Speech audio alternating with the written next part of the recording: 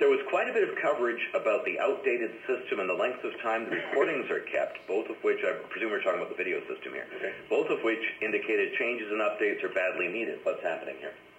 Okay, great question. The video recording system was put in 22 years ago when it first started up. It was a PA system. It was all lined up, ready to go. And we had a 2-hour looping tape. Frankly, we're one of the very few systems in the world that actually had this system, which is really innovative and high-tech for its time. Well, like Beta and VHF, it served its life cycle, and now there's new, a lot cheaper technology out there. So I can tell you, as of I committed to the end of July of this year to have the digital video recording system fully complete. That, in fact, was delivered. It was close down to the day, but they did, in fact, deliver it to the commitment. So it is now in place. In fact, I think it was even referenced in one of the newspaper articles not too long ago as actually it helped in the prosecution. In fact, the individual who actually got killed a few years ago at Surrey Central is one of the stations we were testing. It was instrumental.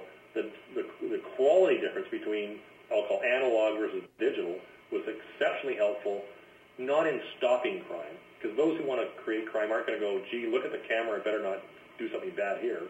They're actually, for the most part, the real benefit is actually in the historical side of piecing together the case and proving it. So the system is up and working. It's fully functioning. We have 7-day memory.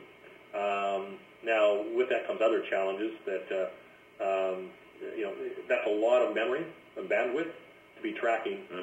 But we checked with London and others and what's appropriate, and I also included the civil liberties group in meetings, and they were quite comfortable with that because we wanted to proceed on a prudent basis. So it's up, installed, it's working. We're going to be upgrading the PA systems.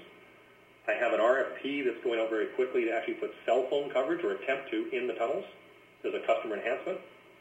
I'd like to say by year end, but I want to be practical too. It depends on how the marketplace of TELUS and Bell's and Rogers of the world respond. But so those things help in communication, response, resilience, etc. So yeah, and it's important to point out that when you're talking about cell phones, you're talking about communication in an emergency, because so many people will tell you that cell phones are the bane of their existence on riding SkyTrain, buses, or anything else in the free world. Well, with that comes the self-managing etiquette of how you behave in a crowded place. Good point. Right? So with it, it's going to come great productivity and accessibility. In a crisis, I wouldn't anticipate and rely on that, because a lot of times they overload and they shut down.